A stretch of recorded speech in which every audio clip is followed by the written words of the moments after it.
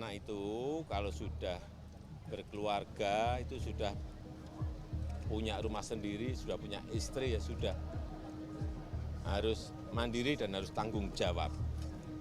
Artinya apa yang diputuskan itu pasti sudah menjadi tanggung jawabnya. Ya biasa di dalam keluarga minta doa restu. Karena saya bilang tidak pun juga tetap akan jalan. Itu anak-anak saya seperti itu kalau mau tahu. Ya.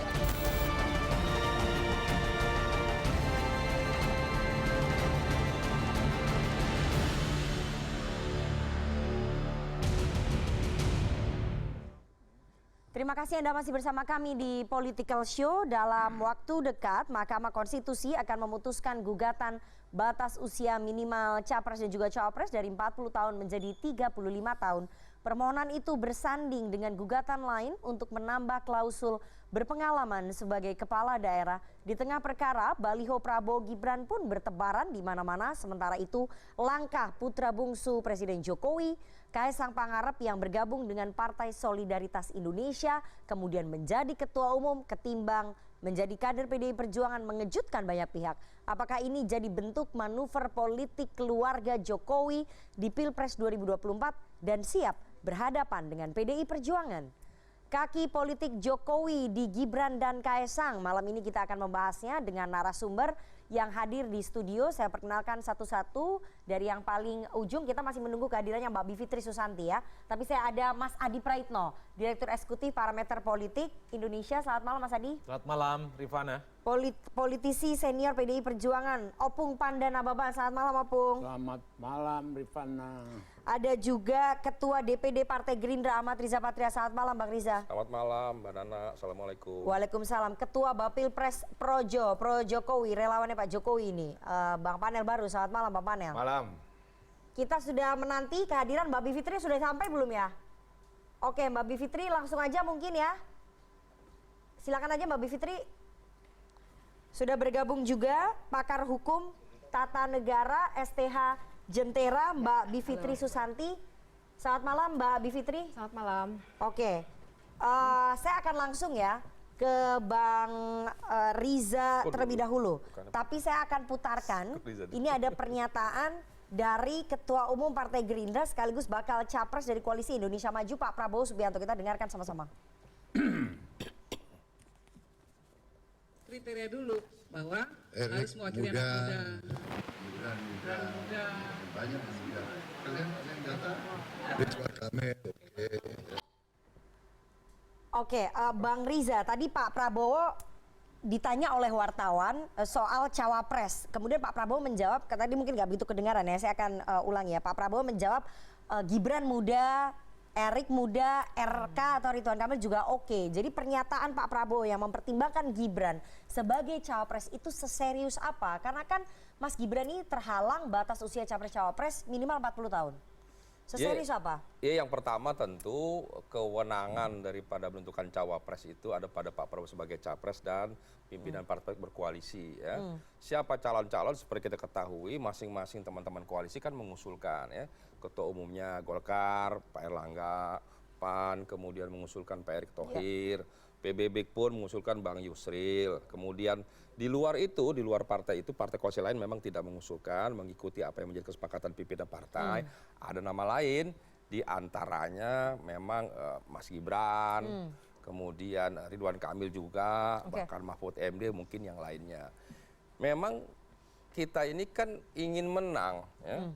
Ingin menang itu tentu salah satu syaratnya koalisi harus cukup. Alhamdulillah koalisi cukup.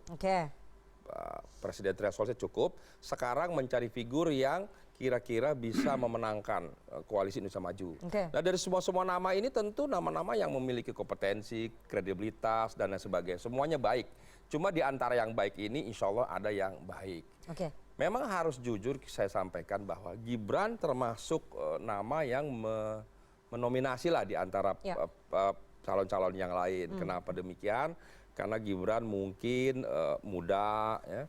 Kemudian juga elektabilitasnya juga cukup baik, ya. Tadi popularitas sangat tinggi. Saya juga baru lihat itu rupanya sangat tinggi sekali. Popularitas Mas Gibran 66,1%, elektabilitasnya 6,1. Nanti kita lihat ya perkembangan ya. Kemudian yang kedua juga memang sekarang ini kan pemilih milenial, pemilih generasi Z itu kan mendominasi, tidak kurang dari 52%. Ya. Dan namun demikian kami kan tidak ingin mendahului, ya itu adalah kewenangan Bapak Prabowo dengan pimpinan partai lainnya, apalagi saya cuma kader partai yang patuh taat pada keputusan ketua umum. Dan ada masalah lainnya, itu kan masalahnya masih terkait konstitusi. Batas usia. Mas Gibran masih terhalang oleh batas usia. Sekarang memang sedang ada JR. Ya tentu kita hormati Mahkamah Konstitusi, apapun keputusannya, kita yakini keputusan itu independen, keputusan yang profesional, yang konstitusional, dan yang terbaik. Apapun pun kita hormati. Oke, Bang Riza, tadi Anda katakan bahwa kami ingin menang, Gerindra ingin menang, Koalisi Indonesia Maju ingin menang. Jadi membidik Mas Gibran sebagai cawapresnya Pak Prabowo, menurut Gerindra itu salah satu resep kemenangan ya? Ya semua calon-calon tadi punya peluang menang. Ya kan? Mas Gibran peluangnya lebih besar nggak dibandingin yang lain untuk bisa memenangkan Pak Prabowo? Saya tidak ingin Karena tadi yang disebut Pak Prabowo pertama adalah namanya Mas Gibran. Bukan Pak Erick Thohir, bukan Pak Ridwan Kamil. Ya Pak Prabowo itu memang selama ini selalu membina, membimbing anak-anak muda, generasi muda. Lihat aja, di partai kami banyak sekali yang muda, yang milenial, kader-kader. Jadi biasa bagi Pak Prabowo. Jadi pertanyaan saya menggait Mas Gibran, membidik Mas Gibran itu salah satu resep kemenangan ya menurut Gerindra, menurut Pak Prabowo. Kita tidak membidik secara khusus ya, semua biarlah mengalir ya. Kan kita kan punya koalisi Indonesia Maju yang masing-masing punya saham, punya share. Golkar salahnya besar, PAN, PBB dan partai lainnya, partai Gerindra. Mas Gibran ini kan posisinya memang sampai saat ini kan posisinya kita hormati, kita hargai di partai PDIP. Kita hormati, apalagi hubungan Pak Prabowo dengan Ibu Mega sangat baik, hubungan PDIP dengan partai Gerindra sangat baik. Jadi kami juga saling menjaga, saling menghormati satu sama lain. Karena Mas Gibran ini sampai hari ini adalah kader partai PDIP. Di luar itu memang banyak relawan yang mengusulkan, mengusung, bahkan mohon maaf ada yang memasang baliho Pak Prabowo dengan Pak Gibran. Inilah demokrasi yang harus kita hormati, kita hargai. Tapi di antara kami PDIP dengan kami Gerindra dan PDIP sangat baik hubungannya. Bang Riza. Oke, jadi di antara semua anak muda yang ada di Republik ini, kenapa harus Gibran Raka Buming Raka? Loh, kan tadi ada Erick Thohir juga. Tapi Erick Thohir kan usianya nggak muda. Ya masih muda lah. Saya tanya ya secara spesifik, di antara semua anak muda, kepala daerah muda, kenapa harus seorang Gibran Raka Buming Raka? Yang tadi disebut Pak Prabowo, yang tadi juga disebutkan oleh Anda sebagai kader Gerindra. Itu kan apakah karena Pak Mas Gibran ini anaknya Presiden Jokowi? Salah satunya. Teman-teman kan lihat banyak mungkin kepala daerah yang muda-muda. Tapi yang paling populer siapa? Yang elektoral tinggi siapa? Tentu kan ada syarat, tidak hanya muda. Tapi harus sesuai syarat konstitusional. Sementara ini belum terpenuhi, kita tunggu putusan MK. Yang kedua, tentu syarat elektabilitas dan syarat popularitas menjadi penting. Nah kami menghormati itu, namun demikian sekali lagi Bapak Prabowo itu sudah menyampaikan, beliau ini orang yang sangat bijak, sangat baik, sangat demokratis, akan memusyawarahkan dengan pimpinan partai lain. Siapapun, apakah nanti Pak Erlangga, Pak RK, Pak Yusril, Pak Erick Thohir, di luar itu apakah Mas Gibran, kalau nanti lolos dari MK, apakah Pak Mahfud atau yang lainnya kita hormati. Baik, karena Anda sudah sebut MK berkali-kali ya. Tadi saya sudah sampaikan juga ternyata di Mahkamah Konstitusi ada 9 gugatan tentang batas usia capres dan juga cawapres. Di antara 9 gugatan itu ada salah satu gugatan yang diajukan oleh Partai Garuda, di mana ketua umumnya Partai Garuda adalah adiknya dari Ketua Harian Partai Gerindra. Ya, adik Anda ya berarti ya? Saya ketua DPD DKI. Oke, ketua DPD, adiknya Bang Riza berarti ya, Ahmad Rida Sabana ya, adik Anda kan? Yang itu kan kebetulan saja. Oke, itu kebetulan. Kita ini kan, itu yang pertama. Tapi saya mau lebih spesifik lagi. Kan boleh. Saya mau lebih spesifik lagi. Oke, Partai Garuda, ketua umum Partai Garuda adalah adiknya Bang Riza Patria, adik kandung Bang Riza. Kemudian ada dua kepala daerah. Satu adalah wali kota Bukit Tinggi dan satu adalah wakil bupati Lampung Selatan. Dua-duanya adalah kader dari Partai Gerindra. Pertanyaan saya, berarti pengajuan gugatan ini tentang batas usia capres dan juga cawapres di bawah 40 tahun memang upaya Gerindra mendorong Gibran menjadi cawapres ya? Saya kira nggak sejauh itu. Itu kan dulu sudah lama ya. Nama Mas Itu Gibran. bulan Maret masuknya. Nama Mas Gibran itu belum pernah digadang. Bulan April kami dengar Pak Prabowo meminta Mas Gibran menjadi cawapres. Nama Mas Gibran belum pernah digadang-gadang atau populer sebagai calon wakil presiden belum. Itu jauh. Itu kan apa ya? Itu kan keinginan teman-teman yang kebetulan di Partai Gerindra yang muda-muda ingin memberi kesempatan yang muda-muda. Tidak hanya Mas Gibran tentu. Tentu kalau syarat itu dipenuhi oleh Mahkamah Konstitusi, siapapun yang berusia di 35 tahun bisa saja. Katakanlah Mas Raffi Ahmad yang sangat populer kan juga boleh umpamanya gitu. Jadi tidak populer mesti tapi kan tidak punya kompetensi sebagai kepala daerah. itu kan ada tambahan kepala daerah. Iya. Tapi kan ada juga yang menggugat usia saja di atas 35 Kepala tahun. daerah Anda, dua kepala daerah Anda menggugatnya adalah batas usia capres-cawapres di bawah 40 atau Iya, pernah menjadi penyelenggara negara, itu lebih spesifik lagi. Iya, itu kan tambahan supaya memiliki pengalaman, jam terbang, kompetensi yang Jadi baik. itu bukan buat Mas Gibran ya? Jadi Gugatan tidak itu. ada kesengajaan begitu diperuntukkan demikian. Karena kita negara yang demokrasi, silahkanlah itu kan mengalir. Apalagi Ya. adik saya tidak bisa ngatur-ngatur, punya hak masing-masing. Ya, baik. Dia mau MK seperti apa, kita hormatilah. Semuanya kepada pimpinan-pimpinan partai nanti akan mengusung. Saya mau ke Opung Panda. Opung Panda, Anda sempat menyebut bahwa seorang Gibran Rakabuming Raka adalah anak ingusan. Tapi ternyata anak ingusan ini seserius itu dibidik untuk menjadi cawapres. Jadi kita kembali dulu ke tema. Tema kita adalah kaki politik Jokowi di Gibran dan Kaesang. Nah, perlu juga kita kasih tahu kepada Jokowi, janganlah ada pemaksaan anak-anaknya ini yang akan memperjuangkan mimpi dia untuk meneruskan dia punya karier politiknya. Artinya saya melihat terus terang aja semua itu pakai proses. Tidak ada yang apa, dan juga Jokowi juga mesti menyadari bahwa waktu wali kota Solo dan kemudian menantunya Medan itu betul-betul mendapat keistimewaan. Kenapa? Dua anak ini nggak punya karier politik sebelumnya. Beda dengan Jokowi, dia dulu di Kadin. Jadi Partai PD Perjuangan sudah excuse terhadap itu gitu loh. Terhadap anak dan menantunya? Iya, anak dua ini udah menantunya. Jadi perlu juga kita ingatkan kepada Jokowi untuk dia juga tidak membuat satu kesalahan-kesalahan di waktu yang lama. Bagaimana ini butuh proses, butuh waktu. Megawati sendiri dulu ketua DPC Jakarta Pusat. Ketua DPC dalam karier politik dia gitu loh.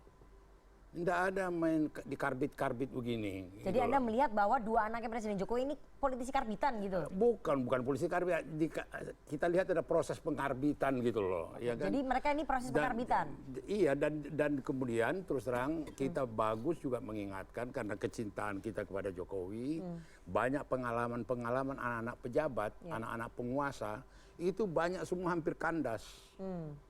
Tidak ada yang kemudian jadi cerita legendaris, ini anaknya sini, ini anaknya sini, jadi ini gitu loh. Tidak ada gitu loh. Karena memang karena butuh waktu, butuh proses, tidak bisa dipaksa-paksakan. Jadi kenapa dulu saya bilang secara ingusan? Karena harus butuh satu proses gitu loh. Jadi gini, ambil satu contoh. Semua orang tua mengendaki anaknya. Ya sama aja Megawati, ada Puan Maharani, ada Prananda, kemudian SBY, ada siapa, AHY, ada sini. Saya juga, anak saya, yang saya 50 tahun jadi wartawan, juga wartawan, tapi tidak pernah ku minta dia jadi wartawan. Tidak pernah. Oke. Artinya begini, biar jelas dulu gitu loh, biar jelas dulu. Dan kemudian jangan kita paksakan dia memperjuangkan mimpi kita gitu loh. Biarlah dia di generasinya, dengan proses dia usia mudanya gitu loh. Tidak, karena nanti kalau udah bapaknya nggak jadi presiden, siapa yang datang bertamu ke dia? Nggak ada lagi. Oke. Gitu loh. Opung, tapi ini kan kalau menurut Opung, Presiden Jokowi jangan memaksakan anaknya. Begitu ya, untuk meneruskan karir politiknya. Tapi kan ini Gerindra yang membidik Mas Gibran menjadi cawapres. Itu lain lagi cerita. Ini kan cerita dengan temamu. Oke. Tadi kan kau bilang tapi ini temanya karena ada upaya untuk menggait Mas Gibran jadi cawapres. Itu cerita lain lagi itu. Jadi peluangnya Mas Gibran jadi cawapres gimana? Judul pertemuan kita ini apa? Ya, kaki politik Jokowi. ya. Terhadap dua anaknya nih. Betul. Itu yang saya soroti gitu loh. Bukan yang Gerindra dan lain-lain. Enggak, itu yang mau saya soroti. Banyak kita membina anak kita, tapi janganlah kita paksakan supaya anak kita ini seperti kita. Kasihan dia gitu loh. Kasihan dia dalam proses kemudahannya, biarlah dia lepas. Sekarang dia masuk di partai ini biar gitu loh. Kalau soal proses di MK-nya bagaimana? Apa ya? Iya, proses di MK kan ada yang membuka peluang bahwa Gibran bisa menjadi cawapres kalau dikabulkan di MK. Itu kan melengkapi teater aja itu. Teater apa nih, Opung? Ya teater politik ini gitu loh. Siapa yang memainkan teater politik itu? Di situ perlu dicari. Oke, saya ingin tunjukkan ya. Ini ada kita temui gambar-gambar ini di kota-kota besar. Ini udah banyak sekali bertebaran. Kita tunjukkan ini. Beberapa gambar berikut ini. Ya. Jadi kalau misalnya kita bisa lihat, mungkin bisa ditampilkan di layar. Oke. Nah, di sebelah sana ini ada gambarnya Mas Gibran untuk 2024 jadi Wapres. Oke, Wakil Presiden bersama dengan Pak Prabowo juga. Terus yang sebelumnya, oke, ini juga Mas Gibran menjadi Wapres. Ini Opung, nggak ada bantahan sebetulnya dari Mas Gibran untuk menjadi Wapres. Bukan, dengar dulu ya. Mas Gibrannya berkeinginan nggak jadi Wapres? Jokowi bicara di DPR mengenai berpolitik dengan budi pekerti. Oke? Sekarang itu namanya Gibran, dia itu KTA-nya PDI Perjuangan. Oke? Sangat aneh kalau ada partai lain berambisi menarik dia tanpa kolonuwon, tanpa kasih tahu dulu kepada pimpinan partainya. Kasihan aku, terus terang aja. Dia orang PDI. Dan kemudian tak masuk di akal. Ganjar sudah calon presiden, kemudian ada pula anaknya Presiden Jokowi jadi calon wakil presiden dari lawannya. Di mana itu apanya? Apa jalan logikanya gitu loh. Udah itu yang apa tuh kalau keanehan di dunia, itu bisa masuk itu dalam daftar keanehan di dunia. Gitu loh. Dan tanpa ada tata krama lagi. Langsung dipajangin gambarnya. Kalau saya tersinggung, saya dibikin begitu. Tanpa ada tata krama nih, iya. Bang Riza, bahwa kader PDI Perjuangan kemudian disandingkan dengan Ketua Umum Anda begitu. Dia kan dia partainya berbeda gitu loh. Jadi kan begini Nana, tadi kan sudah saya sampaikan ya. Keinginan Mas Gibran untuk menjadi cawapres itu kan bukan dari kami. Tapi kan Pak Prabowo tadi sebut. Yang dimaksud Pak Prabowo itu kan ada capres-capres yang potensial yang muda-muda. Kan gak cuma Mas Gibran disebut. Ada Mas Erick Thohir, ada RK, dan lain-lain. Ada keinginan dia, bro. Pak Prabowo itu ada keinginan. Apanya? Gibrannya. Makanya, aku baru dengar ini. Tidak ada keinginan dari kami untuk membidik seperti yang disampaikan Nana. Ada keinginan Gibran. Tidak ada keinginan dari Gerindra, tapi Pak Prabowo sudah menyebut. Begini, maksudnya Pak Prabowo itu kita tidak ada secara khusus begitu meminta. Tadi sudah disampaikan Opung betul. Gibran ini posisinya ada dua hal. Satu, Gibran ini masih terkendala aturan konstitusi, ya kan? Jadi masa belum memenuhi syarat kita minta, kan kita tunggu nanti kalau hasil MK. Kalau udah tahu terkendala konstitusi, nanti terkendala batas usia, kenapa disebut-sebut juga oleh Ketua Umum Anda dan juga kader-kader Partai Gerindra? Ya kalau hasilnya lolos itu kan. Kalau hasilnya lolos berarti Gerindra mau ngambil Mas Gibran. Yang kedua, belum sampai di situ Nana. Nanti harus diputuskan bersama. Pak Prabowo kan orang yang bijaksana saya sampaikan tadi. Yang kedua, betul Opung, Mas Gibran itu sekarang posisinya ber-KTA PDIP, ya kan. Tentu ya, kalaupun nanti yang bersangkutan lolos, tentu ada mekanisme yang harus dilalui. Apalagi Pak Prabowo itu orangnya mengerti aturan konstitusi. Tadi saya sampaikan di awal, hubungan Pak Prabowo dengan Ibu Mega sangat baik. Partai Gerindra, mohon maaf, dengan PDIP sangat baik. Bahkan hari ini berkembang isu, kan begitu. Apakah dimungkinkan Partai Gerindra bergabung dengan PDIP? Kan sekarang isu belakangan seperti ini. Mbak Puan juga sudah menyampaikan tidak ada yang mustahil, kan begitu. Artinya peta politiknya tadi Mas Adin nanti menjelaskan. Semuanya sangat mungkin. Kita hormatilah. Apakah 2 poros, 3 poros, ya kan? Kira-kira antara kita hormati. Jadi terkait Mas Gibran sekali lagi kita hormati putusan MK. dan nanti pada akhirnya para pimpinan partai yang akan memutuskan. Oke, dengan tidak adanya tata krama tadi menurut Opung masih mau nggak kemudian bergabung PDI Perjuangan dengan Gerindra? Ya nggak ada tata krama sama siapa. Ini kan tadi Opung bilang. Kita justru bertata krama, sopan, santun. Gimana Pung? Itu Masih mau nggak bergabung? Perlu ditanya itu petinggi-petingginya. Petinggi mana? Ya petinggi PDI Perjuangan lah. Kalau menurut Opung sebagai politisi senior PDI Perjuangan, gimana kalau bergabung nih? Apa ya? Kan pilpresnya jadinya katanya ongkosnya lebih irit kalau misalnya cuma 2 poros. Ya perlu dipelajari juga tuh. Oke, jadi terbuka. Opung bisa melihat itu, terbuka. Mas Ganjar jadi cawapresnya Pak Prabowo gitu? Apa? Mas Ganjar jadi cawapresnya Pak Prabowo? Jadi capresnya? Capresnya Pak Prabowo. Bentar dulu. Sudah ada. Itu kan keinginan dengar dulu. Gerindra. Ini biar pemisahnya. Sudah ada peristiwa yang terjadi jalan di sawah. Jokowi di depan, 2 di belakang, namanya Ganjar sama Prabowo. Ya. Jokowi mengatakan, berundinglah kalian berdua. Siapa yang mau maju jadi capres sama wapres. Kemudian waktu jalan itu, tiba-tiba Jokowi berbalik. Apa yang terjadi dalam pembicaraan mereka? Sayalah yang jadi capres, kata Prabowo. Saya lebih senior. Saya tidak bisa, kata Ganjar. Karena putusan partai dan kami pemenang partai. Ini the true story nih yang terjadi. Jadi apa yang terjadi nih. Nah kemudian setelah itu mereka tidak ada kesepakatan, datang Jokowi. Ini yang menjadi pegangan kita ya. Gitu. Pada sampai titik itu tidak ada kesepakatan mereka siapa capres, siapa wapres. Itu yang ku tahu. Gitu loh. Jadi nggak bisa dong ya bergabung ya? Jadi selesailah dulu adegan itu. Gitu loh. Oke, jadi nggak bisa bergabung, kesimpulannya begitu di sawah. Tapi kan politik dinamis. Saya mau ke ini aku snapshot aja. Ada terjadi. Gitu Oke, saya mau putarkan ya soal gugatan di Mahkamah Konstitusi ini ternyata masih bergulir terus. Ada 9 gugatan, tapi ini yang paling baru nih yang perkara nomor 90 ini menarik sekali ini spesifik. Kalau tidak bisa usia 40 tahun, paling nggak pernah menjadi kepala daerah, ini spesifik sekali. Yang mengajukan adalah anak Fakultas Hukum Universitas Surakarta Solo. Kita dengarkan.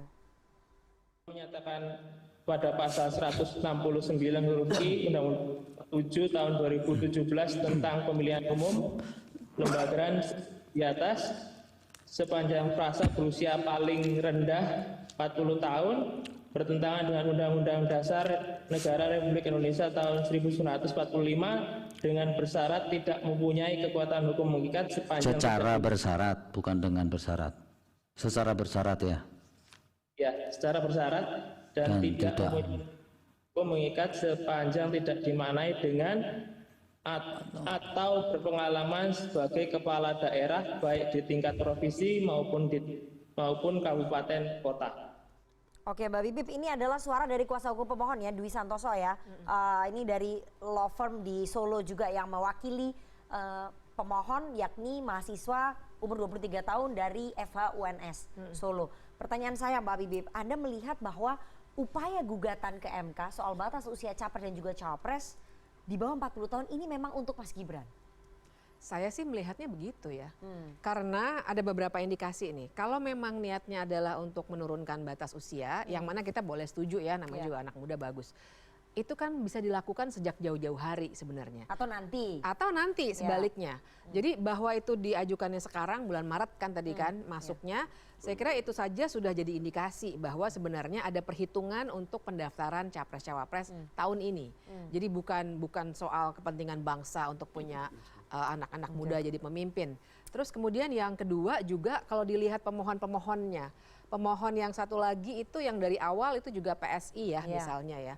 Nah jadi kalau kita lihat kelindan para pemohonnya itu dan juga argumennya, jangan lupa argumen dari DPR dan pemerintah ternyata juga cenderung setuju sebenarnya. Tapi kan lucu, pemerintah dan DPR itu kalau memang setuju kenapa tidak diubah di revisi undang-undang, bukan di yudikatif tempatnya. Jadi kalau saya sih melihat tentu saja nggak akan ada nama Mas Gibran di situ, tapi kan kita harus lihat indikasinya kenapa sekarang. Jadi momentum pengajuan kemudian isi gugatan itu semakin menguatkan indikasi bahwa memang gugatan ini kalau dikabulkan untuk mendorong Mas Gibran. Ini adalah karpet merah untuk Mas Gibran bisa menjadi cawapres, Mbak Bibip ya. Betul, dan saya sebenarnya sempat dengar hampir putus nih gosipnya ya. Hampir putus minggu lalu, tapi kemudian perkara ini masuk, padahal perkara lain udah maju. Saya sendiri jadi ahli untuk salah satu perkara, sudah 3 minggu atau 4 minggu yang lalu. Jadi harusnya sudah putus, bisa putus, tapi tiba-tiba tertahan karena ada perkara ini yang masuk.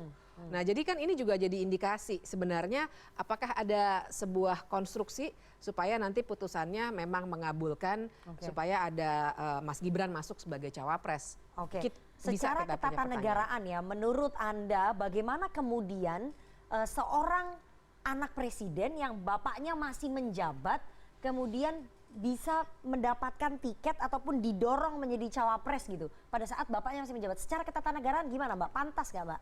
Sangat tidak etis. Kalau bicara hukumnya pasti tidak ada ya, karena tidak akan sedetail itu hukum mengatur. Tapi kan dalam politik, dalam tata negara juga ada yang namanya etika politik. Dan kita juga harus ingat, Ketua Mahkamah Konstitusi itu juga kerabat ya dari Pak Jokowi. Jadi gosip-gosip tadi juga ada di seputar itu juga. Nah, tentu saja sangat tidak etis dan jadi kalaupun memang ada permohonan seperti ini, misalnya Mahkamah Konstitusi harus memutuskan bukan untuk yang sekarang, kalau mau untuk yang 2029 nanti. Kalau seandainya Mahkamah Konstitusi memutuskan untuk yang sekarang, kita akan makin melihat begitu jelas bahwa ini ditujukan atau diinginkan untuk Mas Gibran untuk maju menurut saya. Oke, secara ketatanegaraan tidak pantas ya secara etika politik, tapi Projo kayaknya punya pendapat berbeda karena Projo dari 12 DPD Projo, dari berapa 34 DPD Projo ya? 12 sudah mendukung Pak Prabowo dan 6 DPD Projo ternyata mendukung Mas Gibran. Jadi posisinya Mas Gibran saat ini unggul di Projo untuk menjadi cawapres. Kenapa kemudian Projo mendorong Mas Gibran menjadi cawapres? Padahal secara ketatanegaraan itu sebenarnya nggak pantas. Ya, logika yang ditawarkan Mbak Bipip ini sangat konspiratif. Konspiratifnya di mana? Kayaknya, dan basisnya gosip tadi. Informasi yang diterima Mbak Bipip juga diterima di kalangan wartawan. Beliau menyampaikan gosipnya. Gitu. Buat saya apapun yang menjadi pengajuan dari semua yang mengajukan ke MK ini, saya ngelihatnya adalah upaya dari warga negara siapapun itu dalam rangka memperbaiki sistem konstitusi kita. Dan kami sih dalam posisi akan tunduk dan patuh pada putusan MK itu, gitu. Karena mekanisme itu memang ada.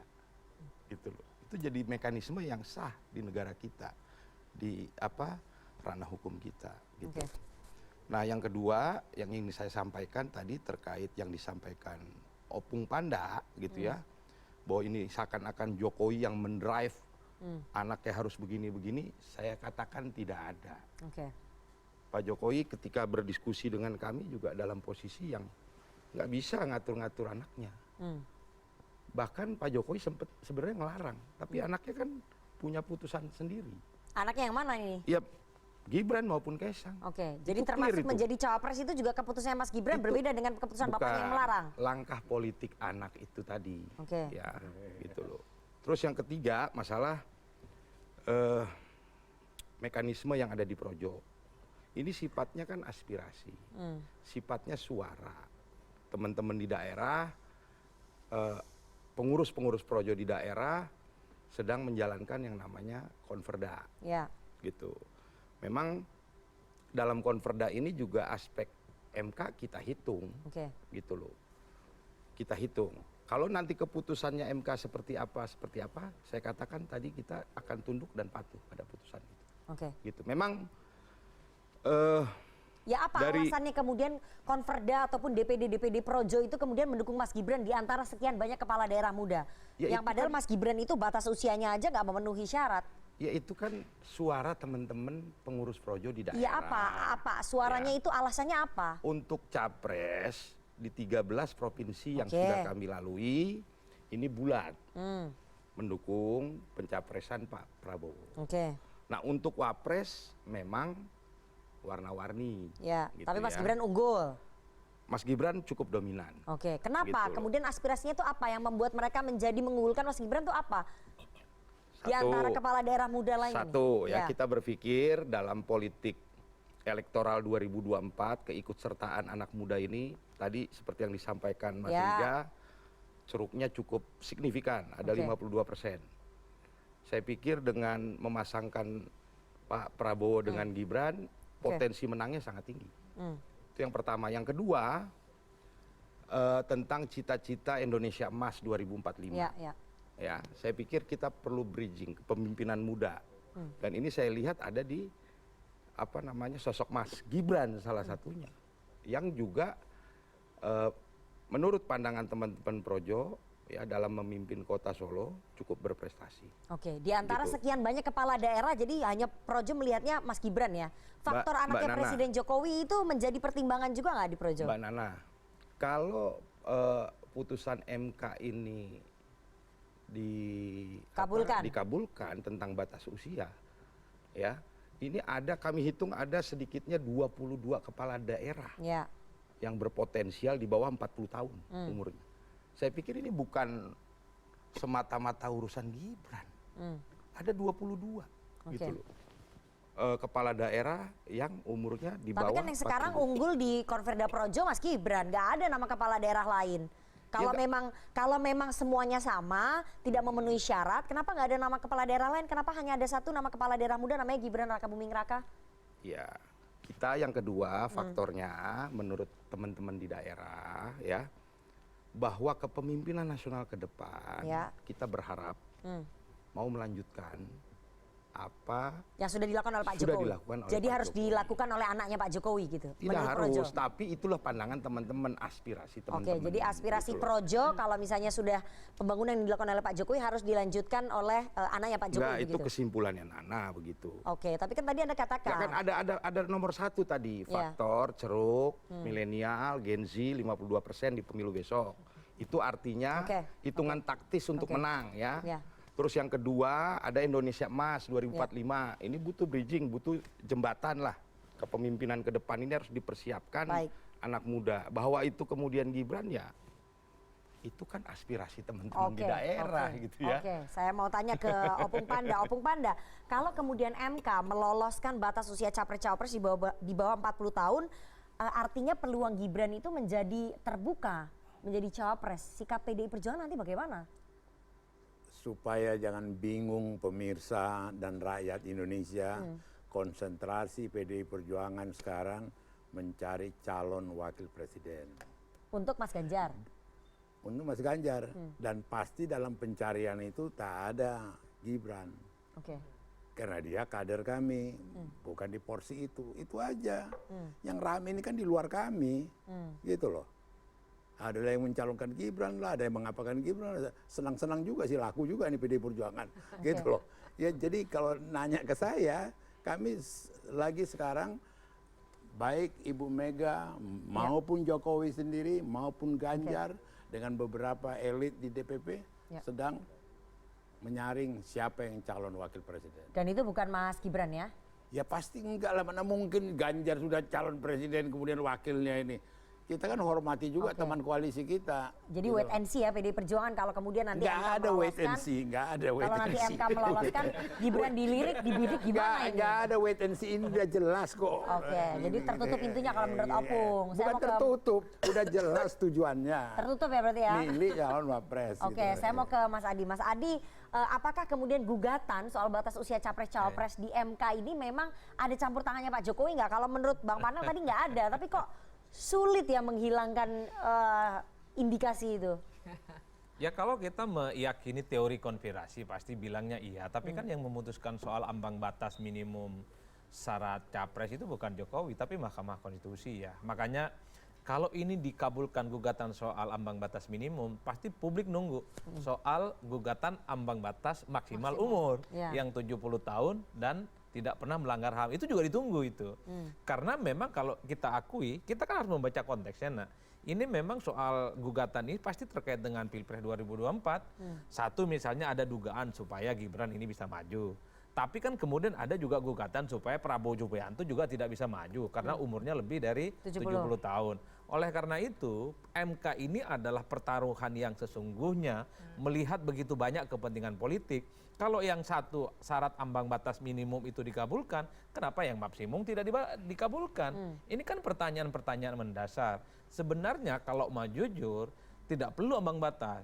Ya, misalnya nih soal ambang batas minimum, kenapa harus 35? Kenapa nggak 17 tahun? Seperti halnya saya, ketika 17 tahun sudah punya hak political right untuk menjadi calon presiden dan untuk mencoblos presiden. Kenapa 35 mention? Kalau Bang abang kita itu menyebut ini bukan hanya Gibran tapi 22 kepala daerah yang lain yang punya resource politik, yang punya infrastruktur politik itu the one and only, hanya Gibran Rakabuming Raka, bukan yang lainnya. Oleh karena itu bagi saya memang MK memang harus membaca bahwa ini adalah pertarungan politik begitu banyak. Ya, elemen-elemen yang mencoba untuk saling menjegal, untuk mendukung salah satu calon supaya menang di 2024. Tapi bagi saya begini, Nana, jangan-jangan ini adalah bahasa politik Jokowi sebenarnya kepada PDIP khususnya, karena dinilai tidak dilibatkan soal pencapresan di 2024. Jokowi ingin tunjukkan bahwa sebagai presiden Jokowi punya power, bisa mengorkestrasi begitu banyak kepentingan politik, dekat dengan Prabowo, kemudian misalnya mengorkestrasikan partai pendukungnya saat ini dekat dengan Prabowo, di situ ada Golkar, ada PAN, ada PSI, yang kita tahu bahwa iman politiknya sampai sekarang PSI pun juga goyang-goyang sebenarnya. Kalau kita membaca angka-angka statistik, PSI ini kan iman dan hati politiknya ke Ganjar bukan yang lain. Bahkan termasuk Projo misalnya. Kalau kita ingin melihat Projo ini sebagai replika politik Jokowi, juga di situ letaknya. Bahwa sebenarnya Jokowi ingin tunjukkan terutama kepada Opung Panda, kepada teman-teman PDIP, Jokowi sebagai presiden ya layak juga untuk dimintai pendapat, dijadikan sebagai orang penting supaya persoalan Capres Ganjar Pranowo, Pak Jokowi juga ada di situ. Jangan-jangan di situ. Tunggu, ini udah salah total ini. Ini salah total. Salahnya Aku di terus mana terang saat gini, tidak benar Jokowi tidak dilibatkan dalam pencapresan. Tidak benar. Saya berani pengumuman mengatakan. mungkin pun. Tidak, peristiwa 21 ini kan yang dimanipulasi nih. Sampai Straits Times, koran luar negeri juga mengatakan. Nah, saya referensinya itu juga. Itu salah. Saya yang sudah terlatih sebagai investigatif reporter, saya ngecek semua. Waktu itu Jokowi kembali ke Solo. Internal belum selesai antara Mega dengan Puan. Puan belum diberitahu bahwa akan diputuskan itu Ganjar, gitu loh. Dalam tenggang waktu ini Jokowi di Solo. Kemudian setelah Puan Jokowi datang kembali. Jadi tidak ada dramatisasi. Tidak ada. Ada lagi lebih jauh menganalisa pengamat politik. Maka itu tidak ada saham Jokowi dalam pencapresan. Maka pencapresan itu totally salah. Yang saya menarik ya dari semua orkestrasi politik yang muncul hari ini, rasa-rasanya PDIP itu dingin ya. Dingin dalam arti tidak terlampau agresif, tidak reaktif dan tidak marah. Menunjukkan respon ya. Betul, ada Kaisang ke PSI, kemudian Gibran dikaitkan dengan Ganjar, dengan Prabowo Subianto. Maksud saya, kok PDIP rasa-rasanya lebih kalem, lebih cool. Mungkin bagi PDIP ya itu urusan lain lah. Sekarang fokus bagaimana Ganjar menang kan gitu. Karena Anda udah bahas soal Pak Kaisang masuk ke PSI, nanti kita akan masuk lebih dalam ya. Soal kaki politiknya Jokowi di PSI. Tunggu dulu, Kaisang ini kan karena populer, karena anak presiden. Dengar dulu, karena anak presiden. Ya, dari segi partai dia nggak ada apa-apanya. Oke, nanti kita bahas. Tapi kita harus jeda terlebih dahulu. Jangan kemana-mana, tetap bersama kami di Political Show.